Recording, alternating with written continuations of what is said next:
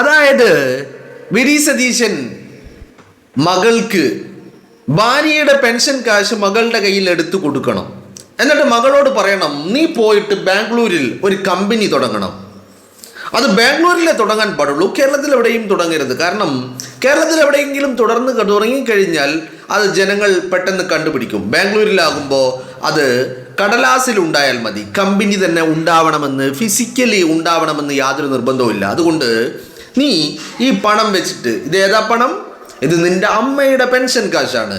ഈ പണം നീ എടുത്തിട്ട് നീ ബാംഗ്ലൂരിൽ പോയിട്ട് ഒരു കമ്പനി തുടങ്ങണം എന്ന് വി ഡി സതീശൻ സ്വന്തം മകളെ വിളിച്ച് അമ്മയുടെ, അതായത് വി ഡി സതീശൻ്റെ ഭാര്യയുടെ പെൻഷൻ കാശെടുത്ത് ആ മകളുടെ കയ്യിൽ വെച്ച് കൊടുത്തിട്ട് പറയണം, നീ പോയിട്ട് എന്ത് ചെയ്യണം? ബാംഗ്ലൂരിൽ പോയിട്ടൊരു കമ്പനി തുടങ്ങണം. നീ കമ്പനി മാത്രം തുടങ്ങിയാൽ മതി. പിന്നെ കർത്തമാരും, കരിമണൽ കർത്തമാരും, ശശിധരൻ കർത്തമാരും, പോറ്റിമാരും ഒക്കെ നിരന്തരമായിട്ട് ആ അക്കൗണ്ടിലേക്ക് പണം അങ്ങനെ ഇട്ടുകൊണ്ടേയിരിക്കും. കമ്പനി അവിടെ തുടങ്ങിയാൽ മതി, ഒരു കമ്പനി. അതായത് എക്സാലോജിക്ക് പോലെ അല്ലെങ്കിൽ ലെക്കർ ഇന്ത്യ പോലെയുള്ള കമ്പനി തുടങ്ങണം. അപ്പോൾ നീ അത് തുടങ്ങിക്കോ, പണം വന്നുകൊണ്ടേയിരിക്കും. ബിസിനസ്സൊക്കെ അവിടെ ഓട്ടോമാറ്റിക് വന്നോളും. നീ അവിടെ കമ്പനി തുടങ്ങിയാൽ മതി. ഇത് നീ ചെയ്യണം എന്ന് സതീശൻ പറയണം എന്നാണ് ശിവൻകുട്ടി പറയുന്നത്. അല്ലെങ്കിൽ സതീശൻ എന്താക്കണം? സതീശൻ മകളെയും കൊച്ചുമോനില്ല, മരുമോനുമില്ല. കാരണം സതീശൻ്റെ മകളുടെ വിവാഹം കഴിഞ്ഞിട്ടില്ല. അപ്പം അതുകൊണ്ട് തന്നെ സതീശൻ ഇപ്പം തൽക്കാലം ഇപ്പോൾ ഉള്ളതാരാ? ഭാര്യയുണ്ട്, മകളുണ്ട്. ഇവരെ രണ്ടുപേരെയും കൂട്ടിയിട്ട് ഒന്ന് നെതർലാൻഡ്സിലോ ഫിൻലാൻഡിലോ ഹോളണ്ടിലോ എവിടെയെങ്കിലുമൊക്കെ ഒന്ന് പോയി കറങ്ങി ഒന്ന് ആഘോഷിച്ച് ഒന്ന് വളരെ റിലാക്സ് ആയിട്ട് തിരിച്ചു വരണം.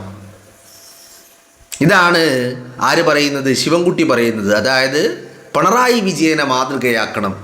സംഭവമൊക്കെ കൊള്ളാം, ഉപദേശം കൊള്ളാം ശിവൻകുട്ടി സാറേ. പക്ഷേ ഒരു കുഴപ്പമുണ്ട്. എന്താ കുഴപ്പം?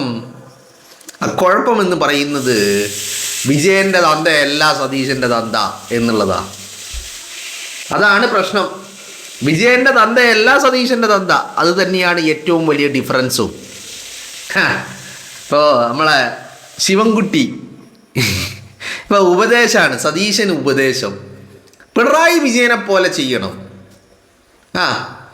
പിണറായി വിജയനെ പോലെ ചെയ്യണം. പിണറായി വിജയനെ പോലെ ചെയ്യാനാണെങ്കിൽ ഈ ജനം പിടിച്ച് സതീശനെ മുഖ്യമന്ത്രിയാക്കേണ്ട കാര്യമില്ലല്ലോ, പിണറായി വിജയനെ പോലെ ചെയ്യാൻ. ഇതിപ്പോൾ എവിടെ നിന്ന് ഉപദേശത്തിലേക്ക് കടന്നറിയോ? ഇപ്പം ഇന്നലകളിൽ കുറച്ച് പ്രചരണങ്ങൾ നടത്തി നോക്കി.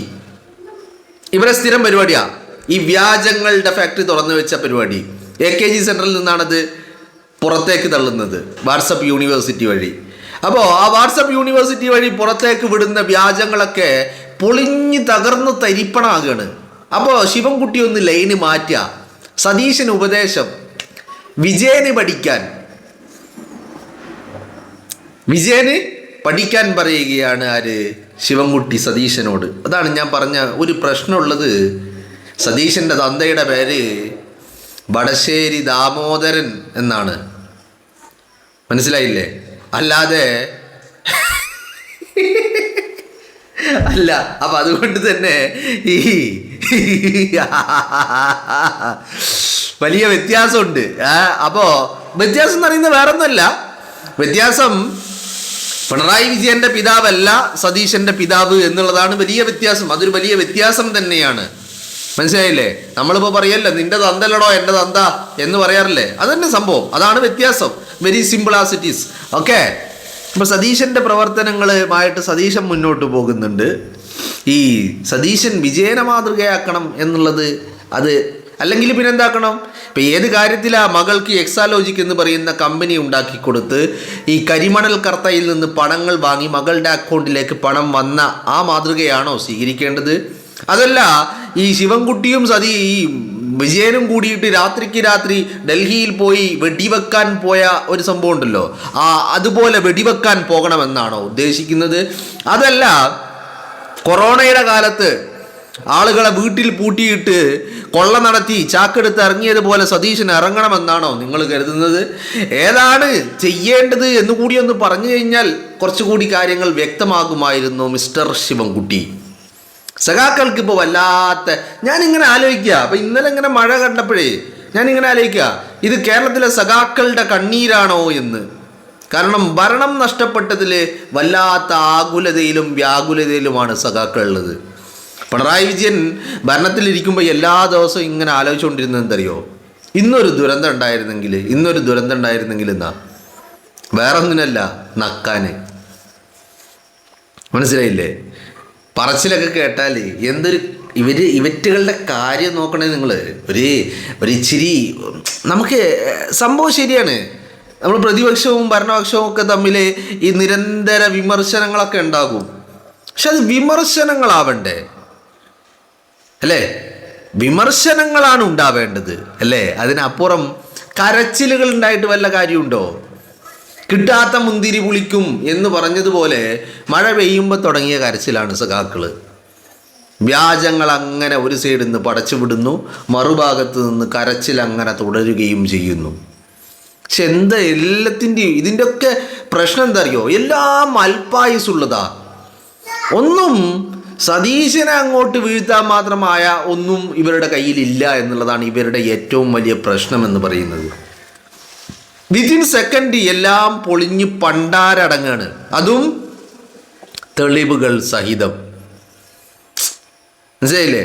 ഇവര് ഈ നാടകം കളി കുറെ കാലമായിട്ട് നടക്കുന്നുണ്ട്, ഇവരുടെ ഒരു സ്ഥിരം ശൈലിയാണ്.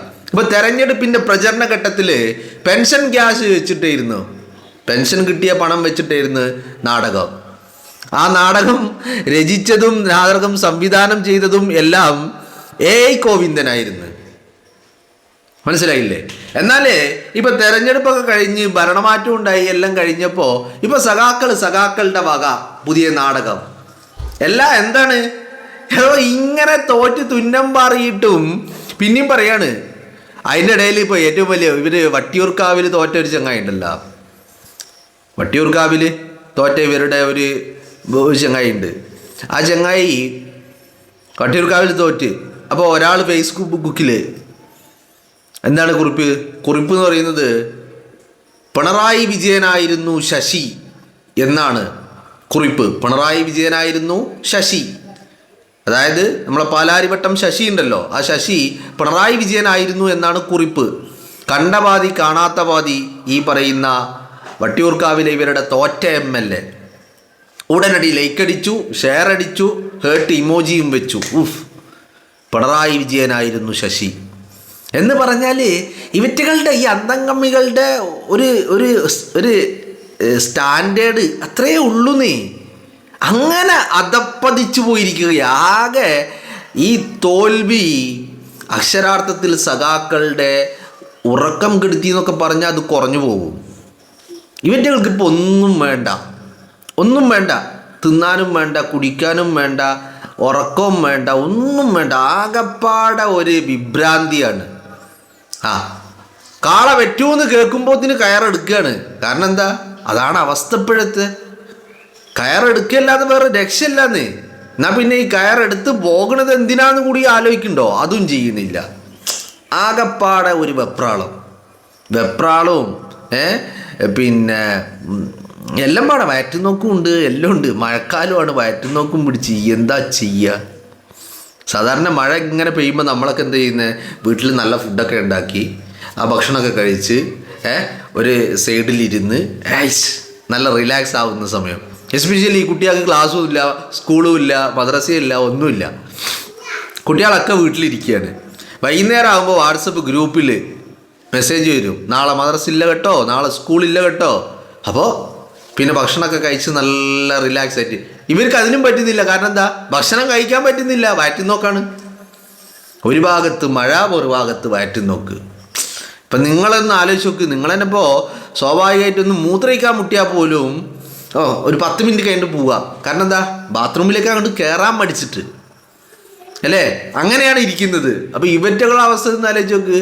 ബാത്റൂമിൻ്റെ ഡോറിൻ്റെ അവിടുന്ന് മാറാൻ പറ്റുന്നില്ല, മഴയാണ്, എന്താണ് പറഞ്ഞിട്ട് കാര്യമുണ്ടോ? ബാത്റൂമിൻ്റെ ഡോറിന് അങ്ങോട്ട് മാറാൻ പറ്റുന്നില്ല. അത്രക്ക് മാത്രം ഒരു വിഭ്രാന്തിയിലാണ് ഈ കമ്മി അടിമകൾ ഉള്ളത് എന്നുള്ളതാണ്. അപ്പോൾ അവരെന്നിട്ട് സതീശന് എടോ സഖാക്കളെ, നിങ്ങളൊരു കാര്യം, പിന്നെ വേറൊരു കാര്യം ഉണ്ട് കേട്ടോ. ശിവൻകുട്ടിയാണ് ഉപദേശം കൊടുത്തത്. അപ്പോൾ ശിവൻകുട്ടി ഉപദേശം കൊടുക്കുമ്പോൾ വേറൊരു കൺസിഡറേഷൻ നമ്മൾ കൊടുക്കേണ്ടതുണ്ട്. എന്താണ്? ശിവൻകുട്ടി നിയമസഭയിലില്ല. ഇപ്പം നിയമസഭയുടെ സമ്മേളനം കഴിഞ്ഞ തവണ കഴിഞ്ഞപ്പോൾ, ബജറ്റ് സമ്മേളനം നടന്നപ്പോൾ അന്ന് വളരെ കൃത്യമായിട്ട് സതീശൻ പറഞ്ഞു വെച്ചതാ, നിങ്ങൾ ചെയ്യുന്നത് പോലെ ഞാൻ ചെയ്യണമെന്ന് നിങ്ങൾ വാശി പിടിക്കരുത്. ഞാൻ അതിനല്ല എന്നെ ജനം പിടിച്ച് ഈ കസേരയിലെത്തിയത്, നിങ്ങളുടെ രീതിയല്ല എൻ്റെത് എന്ന് സതീശൻ അപ്പോഴേ പറഞ്ഞു വെച്ചതാ.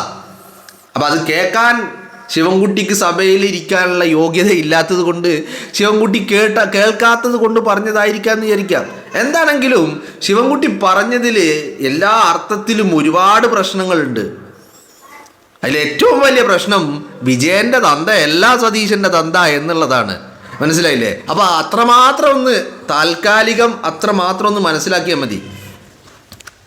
കഴിഞ്ഞ 10 വർഷക്കാലം കൊള്ളയും കൊള്ളിവെപ്പും സ്വജനപക്ഷപാതവും തിരികെ മകളുടെ അക്കൗണ്ട് നിറക്കലും ഒക്കെയായിട്ട് വിജയൻ അങ്ങനല്ല, ആവശ്യമായി ജീവിക്കുകയായിരുന്നു. ഇപ്പം അതൊന്നും നടക്കണില്ല. ഇപ്പം ഇതൊക്കെ പോയത് വിജയനെ സംബന്ധിച്ചിടത്തോളം വലിയ തിരിച്ചടിയാണ്. കാരണം വിജയൻ അങ്ങനെ ഒന്നും കരുതിയിട്ട് പോലുമില്ല. ഈ ചുറ്റിലുമുള്ള കുഴലൂത്തുകാർ പറയുന്നത് കേട്ട് വിജയനും കരുതിയത് എന്താ? ഇല്ല, നഷ്ടമാകില്ല, ഉണ്ടാകും, ഒരു ചെറിയ ഭൂരിപക്ഷത്തിലെങ്കിലും വിജയിക്കും, താന് വീണ്ടും ആ കസേരയിൽ തന്നെ ഇരിക്കും എന്നൊക്കെയാണ് വിജയൻ കരുതിയത്. പക്ഷെ എന്ത് ചെയ്യാനാന്ന്? തോൽവി എന്ന് പറഞ്ഞാൽ അജഗജാന്തരം മൂഞ്ചിപ്പോയി എന്നൊക്കെ നമ്മൾ പറയല്ലേ, അടപടലം തേച്ചൊട്ടിച്ചു എന്നൊക്കെ പറയാറില്ലേ, അതന്നെ സംഭവം. വളരെ സിമ്പിളായിട്ട് പറഞ്ഞാൽ അതാണ് സംഭവം. അങ്ങനെ പരാജയപ്പെട്ട് വീണെടുത്ത് നിന്ന് എഴുന്നേൽക്കാൻ കഴിയാതെ ആ ചളിയിൽ കിടന്ന് ഉരുണ്ട് മറിഞ്ഞ് ആകപ്പാടെ ഒരു വെപ്രാളത്തിലാണ് സഖാക്കളും ഉള്ളത്, പിണറായി വിജയനും ഉള്ളത്. മനസ്സിലായില്ലേ? അപ്പോൾ ഒരു ഭാഗത്ത് ചില ആളുകൾ സതീശന് ഉപദേശം നൽകുന്നു, മറുഭാഗത്ത് ചില ആളുകൾ വ്യാജങ്ങൾ അങ്ങനെ ഇറക്കിക്കൊണ്ടേയിരിക്കുന്നു. ഈ പ്രായമായ ആളുകൾ ഉണ്ടാവുമല്ലോ, അവരെയാണ് ഇവർ പിടിക്കുന്നത് ഈ കാര്യത്തിൽ. നിങ്ങൾ നോക്ക്, ഇപ്പം തെരഞ്ഞെടുപ്പിന് മുമ്പ് പെൻഷൻ്റെ നാടകം ഇറക്കാൻ ഒരു സാധുവിനെ പിടിച്ച്, ഇപ്പം ഇന്നലെ പത്തനംതിട്ടയിൽ നിന്ന് എന്താക്കി, ക്യാമ്പിൽ നിന്ന് ആ സാധുവിനേക്കാൾ പ്രായമായ മറ്റൊരു അതിനേക്കാൾ വലിയ സാധുവായ ഒരു സ്ത്രീയെ പിടിച്ച്, ഒരു അമ്മയെ പിടിച്ച്. കാരണം എന്താ?